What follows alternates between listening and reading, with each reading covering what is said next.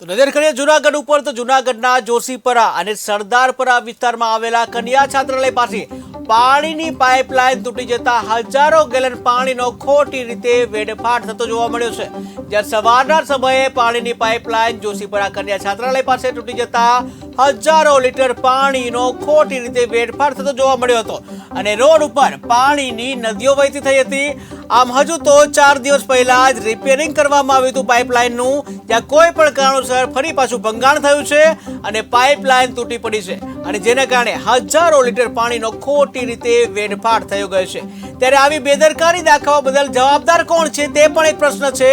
કે જ્યાં એક બાજુ પાણી માટે વલખા મારે છે સૌરાષ્ટ્ર, ત્યારે બીજી બાજુ આવી રીતે બેદરકારીના કારણે હજારો લીટર પાણીનો વેડફાટ થતો જોવા મળે છે। ત્યારે આખરે આ જવાબદારી કોની કે જ્યાં 4 દિવસ પહેલા જ રિપેરિંગ કામ કરવામાં આવ્યું હતું અને આમ છતાં એ રિપેરિંગ કામ સરખું ન થતા ફરીથી પાણીનો વેડફાટ થતો જોવા મળ્યો છે। ટીવી સ્ક્રીનના દ્રશ્યો તમે જોઈ રહ્યા છો,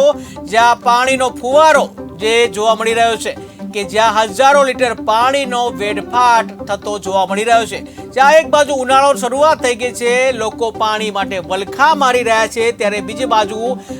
જે બેદરકારીના કારણે, તંત્રની બેદરકારીના કારણે હજારો લીટર પાણી વેડફાટ થતો જોવા મળે છે, જ્યાં નદીઓ જેવા દ્રશ્યો હાલ તો જોવા મળે છે જૂનાગઢમાં।